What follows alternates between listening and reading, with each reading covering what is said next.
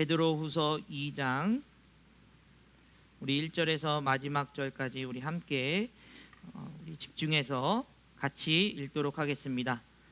제가 가진 성경으로는 신약성경 385페이지 6페이지에 있습니다. 우리 베드로후서 2장 말씀을 같이 읽도록 하겠습니다. 같이 읽습니다. 그러나 백성 가운데 또한 거짓 선지자들이 일어났나니 이와 같이 너희 중에도 거짓 선생들이 있으리라. 그들은 멸망하게 할 이단을 가만히 끌어들여 자기들을 사신 주를 부인하고 임박한 멸망을 스스로 취한 자들이라. 여럿이 그들의 호색한 것을 따르리니 이로 말미암아 진리의 도가 비방을 받을 것이요 그들이 탐심으로써 지어낸 말을 가지고 너희로 이득을 삼으니 그들의 심판은 옛적부터 지체하지 아니하며 그들의 멸망은 잠들지 아니하느니라. 하나님이 범죄한 천사들을 용서하지 아니하시고 지옥에 던져 어두운 구덩이에 두어 심판 때까지 지키게 하셨으며 옛 세상을 용서하지 아니하시고 오직 의를 전파하는 노아와 그의 7 식구를 보존하시고 경건하지 아니한 자들의 세상에 홍수를 내리셨으며 소돔과 고모라 성을 멸망하기로 정하여 재가 되게 하사 후세에 경건하지 아니할 자들에게 본을 삼으셨으며 무법한 자들의 음란한 행실로 말미암아 고통당하는 의로운 놋을 건지셨으니 이는 이 의인이 그들 중에 거하여 날마다 저 불법한 행실을 보고 들으므로 그 의로운 심령이 상함이라. 주께서 경건한 자는 시험에서 건지실 줄 아시고 불의한 자는 형벌 아래에 두어 심판날까지 지키시며 특별히 육체를 따라 더러운 정욕 가운데 행하며 주관하는 일을 멸시하는 자들에게는 형벌할 줄을 아시느니라. 이들은 당돌하고 자긍하며 떨지 않고 영광에 있는 자들을 비방하거니와 더 큰 힘과 능력을 가진 천사들도 주 앞에서 그들을 거슬러 비방하는 고발을 하지 아니하느니라. 그러나 이 사람들은 본래 잡혀 죽기 위하여 난 이성 없는 짐승 같아서 그 알지 못하는 것을 비방하고 그들의 멸망 가운데서 멸망을 당하며 불의의 값으로 불의를 당하며 낮에 즐기고 노는 것을 기쁘게 여기는 자들이니 점과 흠이라. 너희와 함께 연애할 때에 그들의 속임수로 즐기고 놀며 음심이 가득한 눈을 가지고 범죄하기를 그치지 아니하고 굳세지 못한 영혼들을 유혹하며 탐욕에 연단한 마음을 가진 자들이니 저의 주의 자식이라. 그들이 바른 길을 떠나 미혹되어 보올의 아들 발람의 길을 따르는도다. 그는 불의의 삭을 사랑하다가 자기의 불법으로 말미암아 책망을 받되 말하지 못하는 나귀가 사람의 소리로 말하여 이 선지자의 미친 행동을 저지하였느니라.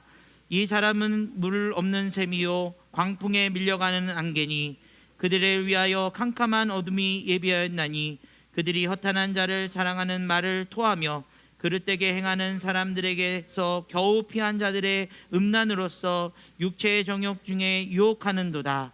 그들에게 자유를 준다 하여도 자신들은 멸망의 종이니 누구든지 진 자는 이긴 자의 종이 됨이라.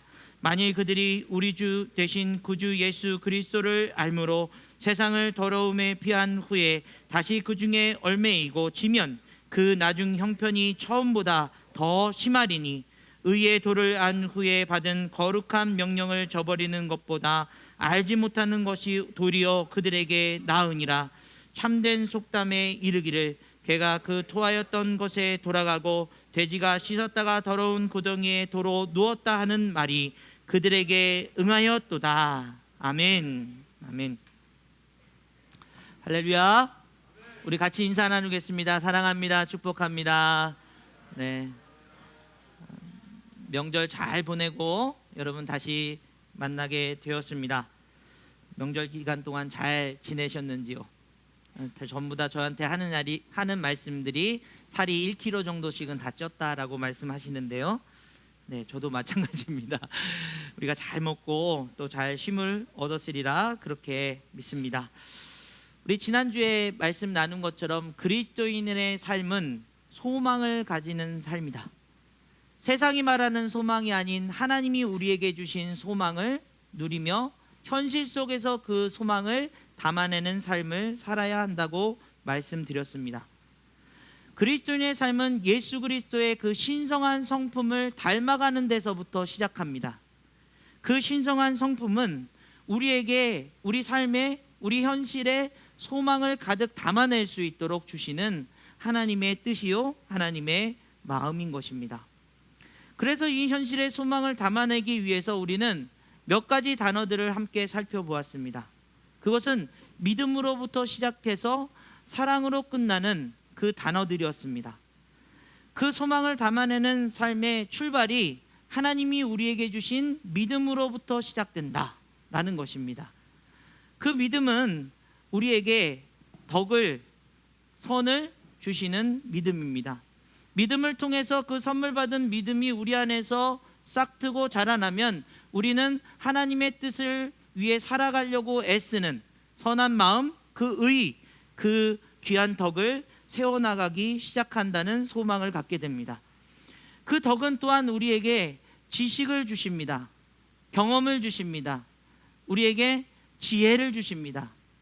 하나님의 뜻을 따라 조금이라도 그 실천하는 삶을 통해서 우리가 느끼는 그 행복함, 그 감사함, 그 기쁨은 우리로 말미암아 우리에게 어떤 삶을 사는 것이 가장 좋은 삶인가를 깨닫게 하시는 그 지식, 그 지혜를 우리에게 허락하신다는 것이죠. 그 다음에는 이 지식이 풍성해져서 내가 하나님의 자녀라는 사실을 깨닫고 막 뭔가를 펼치고 넓히고 확장하는 것이 아니라 오히려 그 지혜를 깨달을수록 절제하게 된다고 말씀드렸습니다. 우리의 신앙은 비움으로부터 시작된다는 것이죠. 우리의 욕심과 우리의 어떤 그런 갈망하는 모습들이 오히려 비움으로써 하나님 것을 채울 수 있는 그런 절제의 마음을 우리에게 주신다고 말씀드렸습니다. 이 절제를 통해서 내 것을 내려놓기 시작하면서 내 시간이 아닌 하나님의 시간을 깨닫기 시작하는 인내의 마음이 우리에게 찾아온다는 것입니다. 그 인내는 하나님의 시간을 기대하고 기다릴 수 있는 억지의 인내가 아니라 넉넉한 그런 시간의 인내를 가질 수 있도록 우리를 연단하시는 것입니다.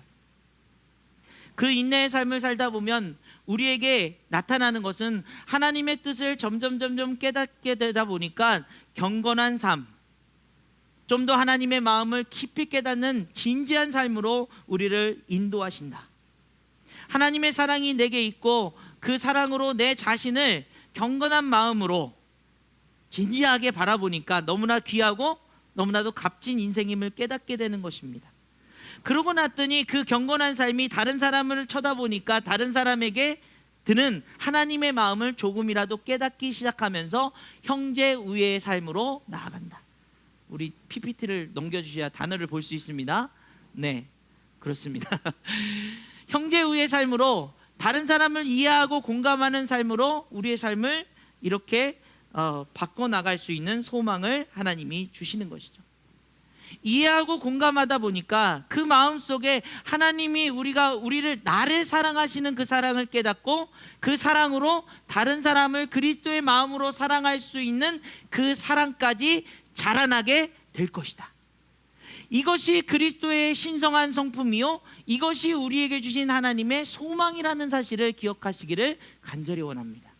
이 소망은 당장 이루어지는 내 절제와 인내와 경건이 드러나는 그런 것이 아니라 앞으로 자라나게 돼 성숙하여질, 거룩할 그런 신성한 성품이라는 사실을 우리가 깨닫게 될 때에 내가 바라던 소망은 조금 더 돈 많은 것, 조금 더 높은 자리에 가는 것, 조금 더 건강한 것, 조금 더 행복을 위해서 무언가를 집착하는 그런 삶이 아니라 믿음을 받아들이고 그 믿음 안에서 그 믿음이 하나하나 자라나가는 사랑에 이르기까지, 사랑하는 마음을 가진 인생들이 얼마나 감사한 마음을 가질 수 있는지, 사랑하는 삶을 사는 사람들이 얼마나 기쁨을 가질 수 있는지 여러분 그것을 기억하시기를 간절히 원합니다.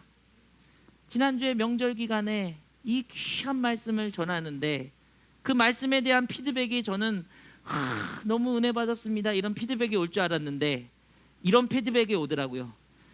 이 단어를 다 설교할 줄 몰랐습니다. 그렇게 오래도록 하실 줄 몰랐습니다. 그런 피드백이 와서 참 안타까웠습니다. 왜냐하면 명절 기간이니까 여러분 마음이 들떠 있는 거 제가 다 이해합니다. 그러나 여러분, 우리 말씀을 다시 한번 들어볼 수 있는 기회가 있다면 방송을 통해서 다시 한번 들어보시고요, 하나님께서 우리에게 소망을 가득 채워주시는 그 은혜를 누리시기를 간절히 원합니다.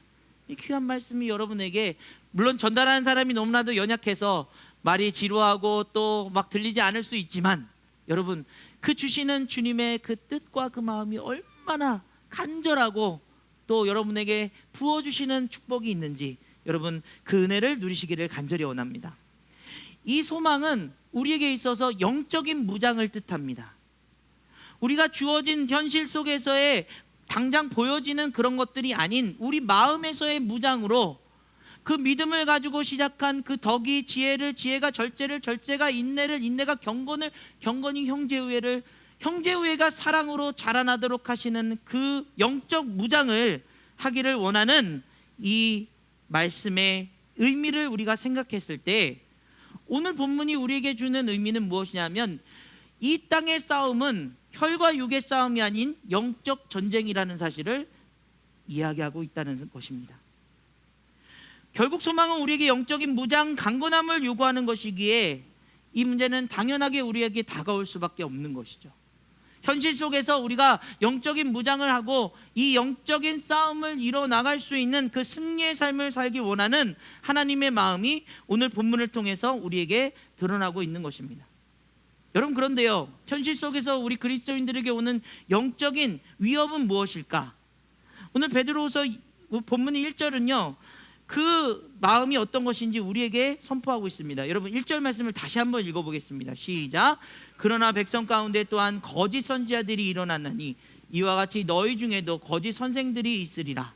그들은 멸망하게 할 이 단난을 간단히 끌어들여 자기들을 사신 주를 부인하고 임박한 멸망을 스스로 취하는 자들이라. 아멘. 그러나 백성 가운데 또한 거짓 선지자들이 일어났다. 여러분, 그렇습니다. 우리가 세상 속에서요 얼마나 많은 거짓 선지자들이 있는지 모릅니다. 하나님을 버릴 수 있도록, 하나님을 떠나도록, 하나님의 사랑을 잃어버리도록 하는 그런 이단의 역사들이, 이단들이 참 교묘한 게 무엇이냐면, 우리 마음이 교회 안에서 좀 상처받고 흔들릴 때 찾아와요. 교회 나가는 게 너무나 힘들어 할 때 찾아와요. 굳건한 사랑으로 뭉쳐있을 때는 건들지 못하는데, 그렇게 힘들고 괴로울 때 찾아와서 성경 공부하자, 뭐 위로해 주겠다, 금전적으로 또 도움을 주겠다, 이런 그런 것들로 우리에게 찾아와 우리를 그렇게 넘어뜨리려 한다는 사실입니다. 그런데 여러분, 오늘 말씀을 다시 한번 집중해서 보십시오. 그것은 선지자들이 일어났느니 라고 말한 다음에 이와 같이 너희 중에도 거짓 선생들이 있으리라 라고 말씀하고 있다는 사실.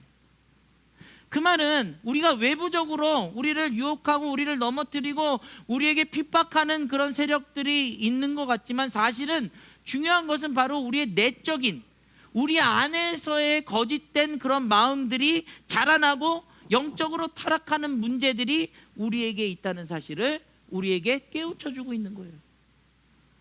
여러분, 영적인 문제는요 내부에서부터 심각한 문제로 발전할 수밖에 없는 것입니다.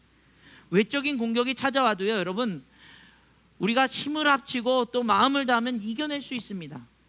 실제로 기독교 역사 속에서 우리 초대교회의 많은 선진들은요 외적인 공격을 많이 받았어요. 기독교인이라는 이유만으로 붙잡혀가고요, 사자굴에 던져지고요, 여러분 그렇게 막 십자가형을 당하는 일들이 수도 없이 일어났음에도 불구하고 그들이 괴롭히면 괴롭힐수록 더 카타콤에 들어가서 또는 몰래 숨어서 가정집에 모여서 하나님을 찬양하고 예수 그리스도의 부활하심을 함께 고백하는 만찬을 드리면서 예배드렸던 모습을 보게 되면, 외적인 공격은 오히려 더 단단해지고 더 성장하고, 여러분 마침내 중세시대 때 기독교가 국교로 공인되는 역사가 일어나지 않습니까? 그런데 사단이 그 전략을 바꿨습니다. 내부에서부터 분열하게 만드는 것이죠. 우리의 영혼이 편안해지기 시작했습니다. 로마의 국교가 기독교로 변화되면서부터 사람들이 권력과 이 신앙을 함께 가져가기 시작했습니다. 신앙을 믿는 그 믿음이 권력을 차지하는 것이라는 오해를 하기 시작했습니다. 그러면서 우리의 내적인 갈등들이 복음의 그 진리를 변질시킬 수 있는 내 마음에서 내 마음으로 해석하는 하나님의 진리를 말씀 안에서 그대로 받으려 순종하는 것이 아니라 복음은 이런 걸 거야, 복음은 이렇게 해석할 수 있는 걸 거야 라고 하면서 거짓된 것들이 일어나기 시작한 것이죠. 여러분, 그러면서 나오는 현상들은요, 행함을 강조하기 시작합니다. 믿음이 있으면 이렇게 살아야 돼, 믿음이 있으면 이런 것을 해야 돼. 그 행함을 지키지 못하면 정죄하기 시작합니다. 정죄하기 시작하면 선한 사람과 악한 사람들, 믿음이 있는 사람과 믿음 없는 사람들을 자꾸 구별하기 시작합니다. 그러면서 우리 안에서 복음이 변질되어지고 물타지는 역사가 일어나고 있다는 거예요. 그들은 멸망하게 할 이단을 가만히 끌어들여 자기를 사신, 십자가의 은혜로 사신 주님을 부인하고 임박한 멸망을 스스로 취하는 자들이다. 이 내부의 문제들, 거짓이라는 단어가 주는 것처럼 우리가 믿는 참된 것을 거짓으로 바꿔버리는 적이 우리 안에 있다는 사실을 일깨우는 것, 이것이 영적 전쟁의 출발점이라는 사실을 여러분 기억하시기를 간절히 원합니다. 이거 얼마나 슬프고 안타깝고 심각한 문제인지 모릅니다. 우리는 항상 외부의 적이 있어서 우리를 박해한다 그러고, 여러분 이번에 코로나를 겪으면서 교회 예배를 드리지 못하게 하는 일을 가지고 외부 세력이 교회의 예배를 흔들고 넘어뜨린다, 이런 얘기를 많이 했잖아요. 그런데 여러분 생각해 보십시오. 여러분들이 예배에 대한 마음이 있다면, 영상으로 드리는 예배가 여러분에게 간절한 예배가 될 수 있었다면, 이 자리에 나오지 못했다고 해서, 우리가 사실 이 자리에 나오지 않은 이유는 세상이 우리를 핍박해서가 아니라 우리 스스로를 보호하기 위해서, 우리 연약한 성도님들을 보호하기 위해서 시작한 거 아니겠습니까? 그런데 그 이유가 예배, 그 코로나 당시에 예배 드리고 뭐 수련회 가고 할 거 다 했다고 자랑하는 분들이 교회 나오지 영상 예배 드리는 사람들의 믿음을 깎아내리는 그런 내분의 문제로 드러나기 시작했다는 사실, 얼마나 안타까운 일입니까? 여러분, 우리 말씀세움교회 성도님 여러분들은 영상으로 드린 예배의 시간도 저는 너무나도 감사하게 하나님께서 여러분의 가정 그 자리에 임하시는, 여러분의 가정이 거룩한 성전이 되는 놀라운 역사를 경험하게 하신 줄 믿습니다. 그것은 결코 잘못된 일이 아닙니다. 물론 그 일이 풀리고 우리가 주님 앞에 나오려고 할 때에 정말 간절한 마음으로 모이기에 힘쓰시는 여러분이 되시기를 간절히 원합니다. 우리는 또다시 어려움이 찾아온다면 우리 교회의 성도들을 보호하기 위한 일들을 얼마든지 할 것입니다. 그러나 우리의 마음은 변하지 않는 것이다. 이러한 문제들이 우리에게 일어나면서, 내분이 일어나면서, 그러한 문제들이 세상과 싸움이 일어나면서, 여러분 오늘 2절 3절 말씀을 한번 보겠습니다. 같이 읽습니다. 시작. 여럿이 그들의 호색하는 것을 따르리니 이로 말미암아 진리의 도가 비방을 받을 것이요 그들의 탐심으로써 지어낸 말을 가지고 너희 이득을 삼으니 그들의 심판은 옛적부터 지체하지 아니하며 그들의 멸망은 잠들지 아니하느니라. 여러분 그렇습니다. 진리의 도가 비방받기 시작하는 거예요. 교회의 내분이, 교회의 그런 가치의 흔들림이, 복음의 변질이 세상 사람들이 교회를 걱정하기 시작하는 겁니다. 제가 전에 말씀드렸잖아요. 어떤 분이 신앙상담으로 전화가 왔어요. 목사님, 이런 힘든 어려운 상황 속에 살고 있어요. 목사님, 이런 질문을 이제 하면서 얘기하다가, 목사님 백신을 맞아야 됩니까? 안 맞아야 됩니까? 얘기하시는 거예요. 그래서 아니 당연히 맞으셔야죠. 저희 성도님들 다 맞으시고 보호받고 있습니다. 그런가요? 어떤 목사님들은요, 백신 맞으면 666이 돼가지고 DNA가 조작돼서 우리를 조작해서 어디도 못 가게 하고 할 거라고 얘기하는데요. 그런 말 생각하지 마세요. 지금 그렇게 만든 백신들이 우리가 보호받는데 얼마나 중요한지 모릅니다. 걱정하지 말고 맞으세요. 네, 그리고 끊었어요. 그 다음날 아침에 어떤 문자가 왔는지 아십니까? 저희 남편이요, 백신 맞으라는 교회는 가지 말라고 하네요. 목사님 죄송해요, 못 갈 것 같아요. 큰 충격을 받았어요. 백신을 맞는 것이 교회를 선택하는 기준이 되어버린 세상. 그 얘기를 누구한테 들었다고요? 어느 교회 목사님한테 들었다고. 이 현실이 우리의 상황에 맞물려서 지금 코로나가 잠잠해졌다고 우리가 얘기하고 있지 않는 것 같지만, 우리 안에서의, 교회 안에서의 내분이, 정치적인 이슈든 그런 사회적인 이슈들이 우리 안에서 끊임없이 복음의 그 본질을 훼손시키면서 우리를 멸망으로 인도하고 있다는 사실을 여러분 기억하시기를 간절히 원합니다. 그러다 보니까 세상이 우리를 어떻게 바라봅니까? 도를 비방하는 거죠. 믿는 너희들이 먼저 본이 되지 못하는구나. 믿는 너희들이 먼저 흔들리고 있구나. 믿는 너희들이 먼저 두려움에 가득 차 있구나. 이런 이야기들이 우리에게 다가오고 있다는 것이죠. 여러분, 근데 여러분 오늘 본문 말씀을 통해서 우리가 두 가지를 기억해야 되는데요.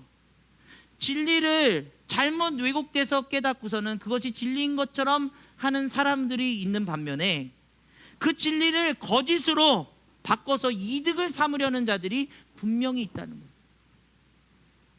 여러분 유튜브 방송 보면요, 슈퍼챗이라는 거 들어보셨습니까?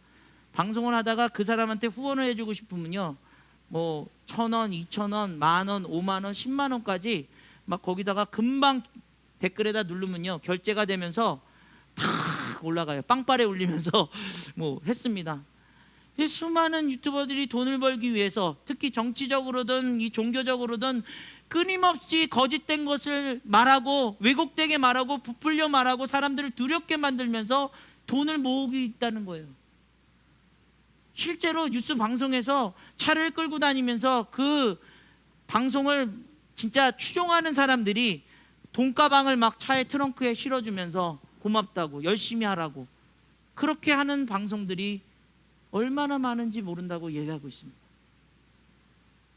거짓된 것들이 우리의 마음을 빼앗고 우리를 영적으로 흔들리게 할 뿐만 아니라 우리가 멸망으로 이르도록 하는 이 세상의 현실을 우리가 보고 있는 거예요.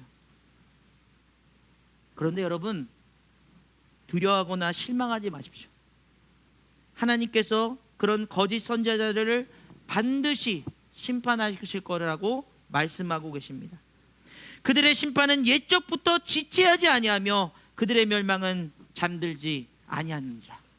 오늘 말씀을 통해서 하나님께서 우리에게 비록 현실의 상황이 이렇게 영적으로 타락하고 심각한 위협으로 우리의 내부에서 넘어뜨리고 있지만 하나님은 이 현실 속에서도 우리를 지키시고 인도하기를 원하고 계신다는 것입니다. 오늘 본문을 통해서요, 우리는 이 현실 속에서의 하나님이 행하시는 그 역설 두 가지를 함께 살펴보려고 합니다. 여러분, 역설은 두 가지 뜻이 있습니다.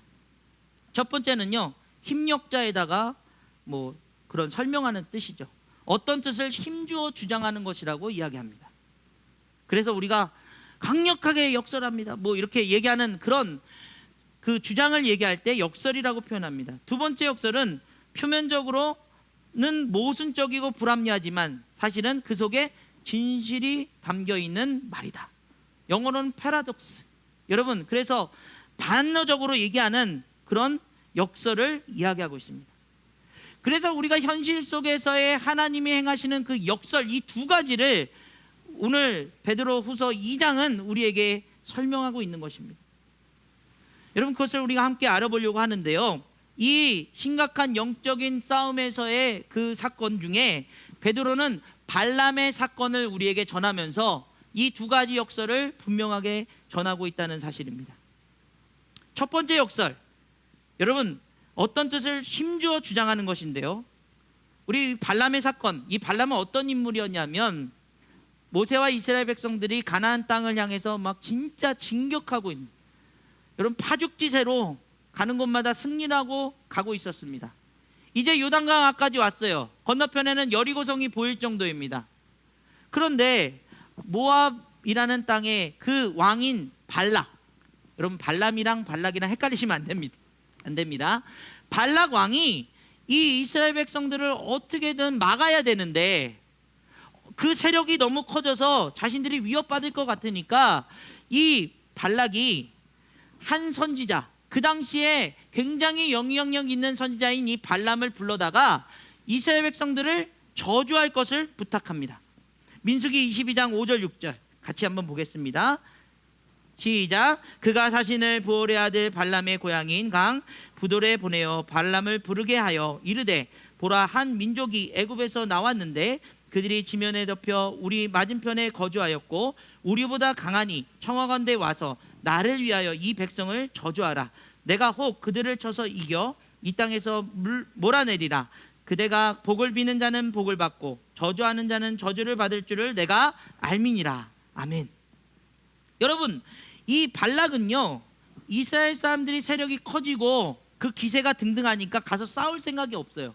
대신에 유명한 선지자를 통해서 저주하려고 합니다. 여러분, 이게 세상의 역설입니다. 우리가 주의해야 될 것이 이것입니다. 세상은 우리 그리스도인들을 언제든 저주하려고 한다는 사실이에요. 세상은 우리를 영적으로 넘어뜨리려 하는 일들이 너무나도 많이 일어나고 있다는 사실입니다. 우리의 육신이 힘들게 하는 것, 여러분, 그런 것들보다 우리의 마음을 공격하고 그 마음을 넘어뜨리려 하는 일들이 일어나고 있다는 것입니다. 앞서 얘기한 것처럼 초대교회 때는 많은 육신적인 어려움들이 있었지만 이제는 어떻습니까? 우리가 너무나도 넉넉하고 편안하고 살기 좋은 세상에 살고 있습니다. 그런데 오히려 마음은 점점 공허해지고 있어요. 우울해지고 있어요. 여러분, 제가 말씀드렸잖아요. 지금요, 정신과에 수많은 사람들이 예약을 해서 정신과 예약을 진료를 하려면 며칠을 기다려야 되는지 모른다는 거예요. 입원 병실이 꽉 차 있다는 거예요. 왜 그렇습니까? 우리가 못 먹어서 그렇습니까? 우리가 또는 집이 없어서 그렇습니까? 아니요.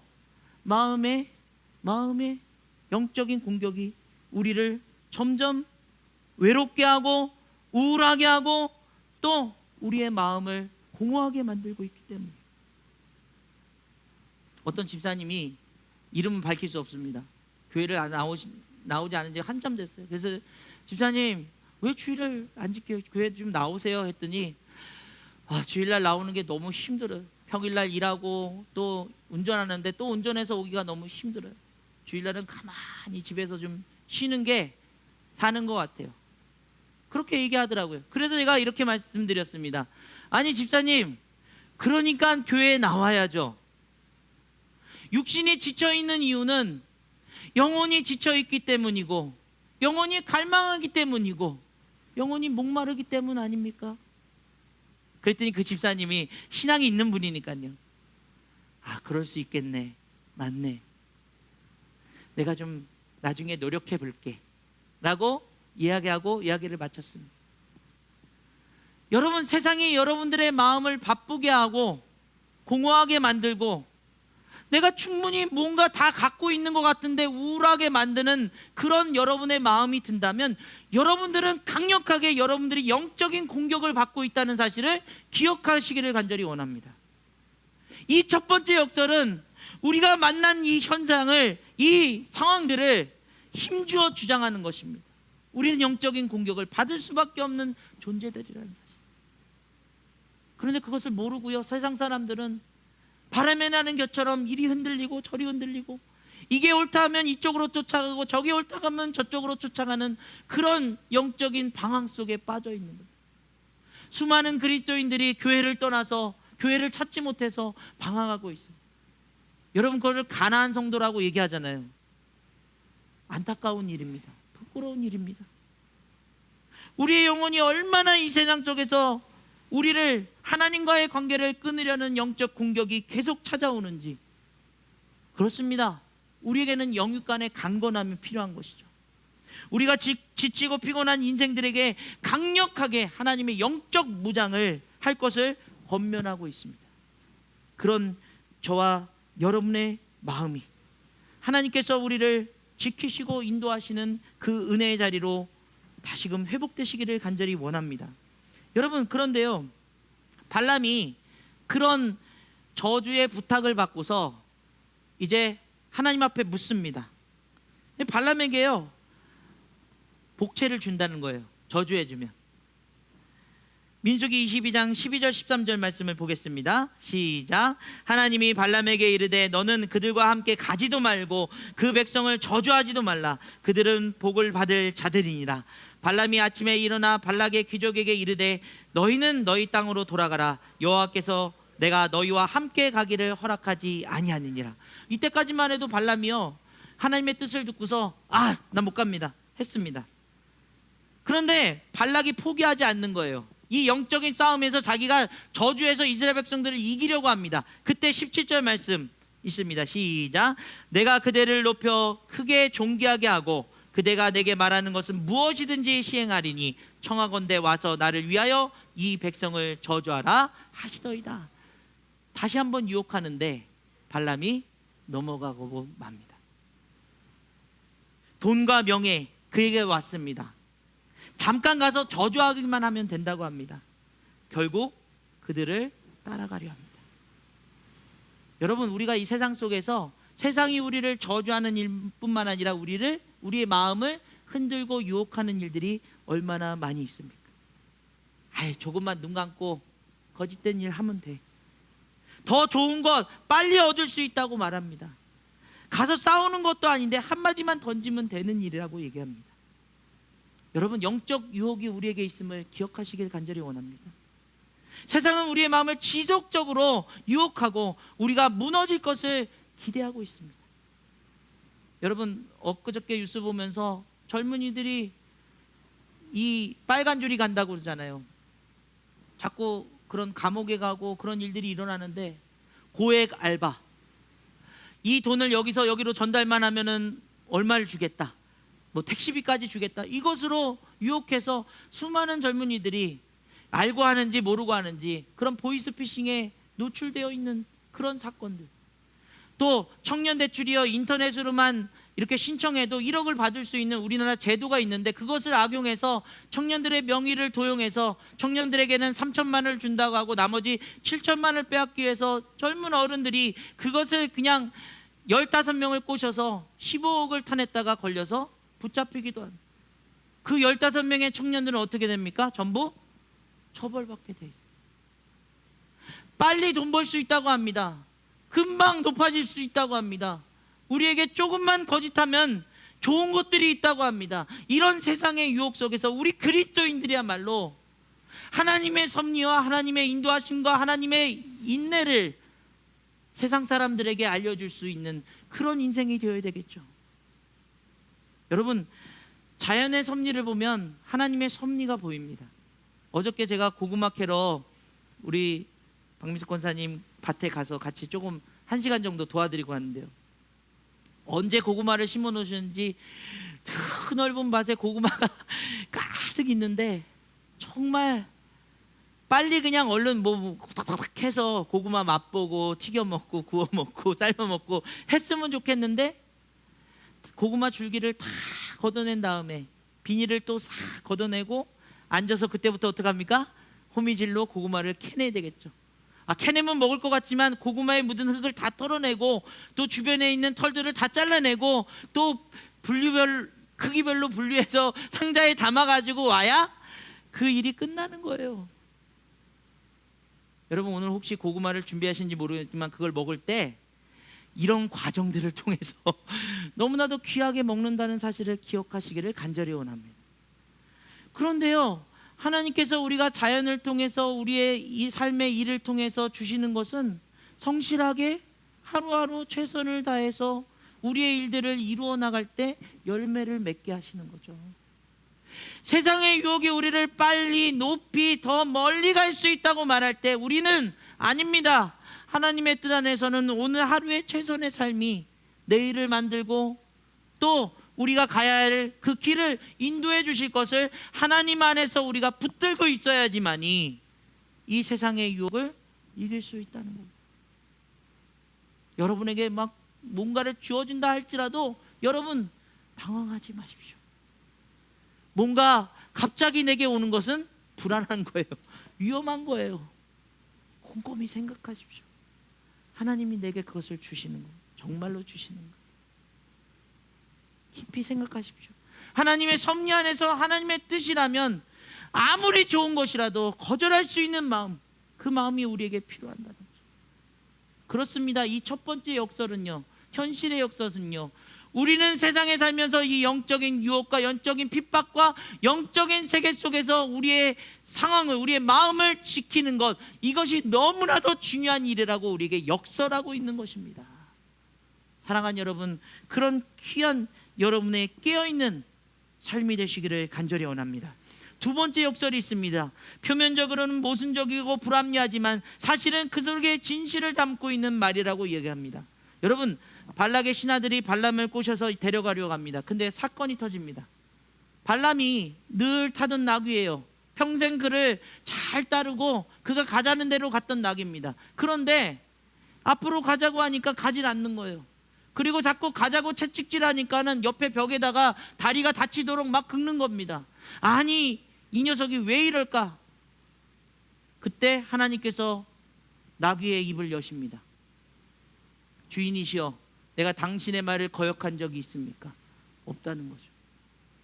그럴 만한 이유가 있지 않습니까? 하나님께서 눈을 여시는데 발람이 걸어가는 그 자리에 죽음의 천사가 칼을 들고 발람의 목을 베려고 서 있습니다.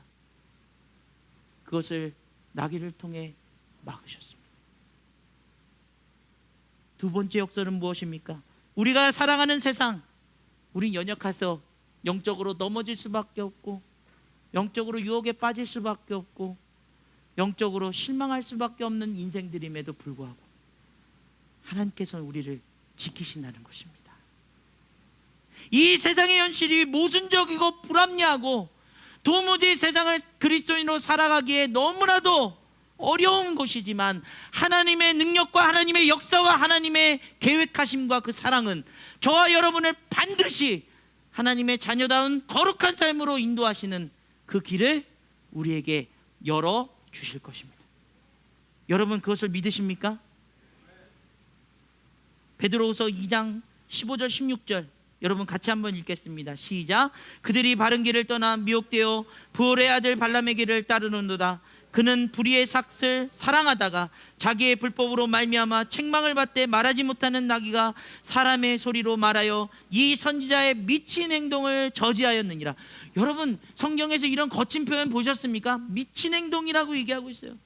우리의 유혹으로 넘어가고 우리가 실수하고 그렇게 우리가 욕심부리고 미워할 때마다 하나님께서 나귀의 소리로 말씀하시는 것처럼 여러분의 인생에 있어서 너무나도 쉽고 편했고 말 잘 듣던 여러분의 자녀, 여러분의 직장, 여러분의 사건, 어떤 일들 가운데 나귀처럼 갑자기 가지 않고 멈추고 여러분을 괴롭히고 고통이 찾아올 때 오히려 나의 완악함, 나의 모자람, 나의 부족함을 하나님께서 아시고 나를 영적으로 보호하시기 위해서, 나를 살리시기 위해서 우리에게 그러한 사건을 주셨다면 여러분 십자가 앞에 여러분을 내어놓고 돌아보실 수 있기를 바랍니다. 우리 그리스도인의 신앙은요, 가장 능력 있는 신앙은 무엇입니까? 옆 사람의 죄를 찾아내는 것입니까? 아니요, 나를 돌아보는 것입니다. 내 영적인 상황을 돌아보는 것입니다. 나의 연약하고 못난 모습을 하나님 앞에 내어놓는 것입니다. 하나님은 우리를 이 미친 행동에서 구원하시고자 오늘도 여러분보다 더 성실하게 일하고 계신다는 사실을 기억하십시오. 이것이 두 번째 역설입니다. 세상이 아무리 여러분들을 잡아먹을 듯 삼키려 해도 하나님이 여러분들을 보호하십니다. 하나님의 길로 여러분을 인도하시며 그 거룩한 자리로 여러분을 자라나게 하실 줄 믿습니다. 그러므로 사도 바울은 에베소서 6장에 이렇게 선포합니다. 우리 6장 10절에서 12절 말씀 같이 읽습니다. 시작. 끝으로 너희가 주 안에서와 그의 힘의 능력으로 강건하여지고 마귀의 관계를 능히 대적하기 위하여 하나님의 전신갑주를 입으라. 우리의 씨름은 혈과 육을 상대하는 것이 아니요 통치자들과 권세들과 이 어둠의 세상 주관자들과 하늘에 있는 악의 영들을 상대함이니라. 아멘. 그렇습니다. 이 영적인 이 싸움의 현장에서 우리가 상대하는 건 사단입니다. 그 사단을 이길 수 있는 힘, 하나님의 전신갑주를 입으시기를 간절히 원합니다. 구원의 투구를 쓰고 의의 흉배를 차고 진리의 허리띠를 띠고 복음의 신을 신고 성령이 주는 말씀의 검을 들고 살아가는 저와 여러분 되길 간절히 원합니다. 이 말씀이 너무나도 어렵게 느껴지십니까? 아니요, 하나님의 마음을 닮아가는 것입니다. 하나님의 뜻을 따라 살아가는 것입니다. 이스라엘 백성들은 미간에 새기고 팔목에 새기고 언제든 그 말씀을 묵상하며 하나님 앞에 나아가기를 원했죠. 왜요? 하나님의 전신갑주를 입기 위해서입니다. 우리의 싸움이 누구 못난 사람, 어떤 나의 원수가 아니라 그 뒤에 있는 사단의 세력, 그 죄악을 가득 차고 우리를 넘어뜨리려는 사단의 세력임을 알게 될 때에 우리가 싸워 나가는 것입니다. 누구의 이름으로요? 예수 그리스도의 이름으로. 여러분, 이 영적 전쟁에 주관하시는 분은 오직 하나님뿐이십니다. 하나님은 승리하실 것입니다. 여러분을 승리로 인도하실 것입니다. 그러므로 예수 그리스도를 붙들고 주님의 말씀이 늘 내 안에 있기를, 그 말씀으로 여러분의 삶을 무장하기를 원하고 계십니다. 그러기에 여러분 예배에 집중하십시오. 전에는요, 새벽 예배 안 나오면 혼나고요, 수예배 안 나오면 집사님 그러면 안 됩니다, 장로님 그러면 안 됩니다, 금요 예배 안 나오면 또 사람들한테 얘기 듣고요. 왜 그랬습니까? 예배에 집중하기 위해서 그래요. 말씀을 듣기 위해서 그랬습니다. 그런데 여러분, 이제는 자유롭게 여러분들에게 언제든 말씀을 듣고 여러분 말씀 앞에 서십시오. 강요하지 않습니다. 왜요? 그것이 형식적인 예배가 되고 출석하는 예배가 되고 사람들한테 보여지는 예배가 될까 봐 걱정돼서 그렇습니다. 그러나 여러분, 이 영적인 세상에서, 이 영적인 현실 속에서 여러분이 무장할 수 있는 방법은 예배뿐입니다. 일주일에 한 번 드리는 이 예배마저도 와서 다른 생각하고 그 마음이 떠나 있고 또 자꾸 다른 생각으로 여러분의 마음이 빼앗긴다면 얼마나 안타까운 일인지 모릅니다. 예배를 회복하시기를 간절히 원합니다. 그 얼마나 감사해요. 예배 잘 못 드렸으면 집에 가서 또 들어볼 수 있지 않습니까? 그런 마음, 여러분, 하나님께서 여러분을 전신갑주로 입히셔서 여러분의 삶에 가장 복되고 하나님의 뜻을 이룰 그 자리에 여러분을 세우시고 인도해 주실 줄 믿습니다. 오늘 마무리 이 찬양으로 하나님 앞에 고백하며 드리길 원합니다. 세상의 유혹 시험이, 우리 같이 찬양 드릴 때, 제 악보가 어디 갔나요?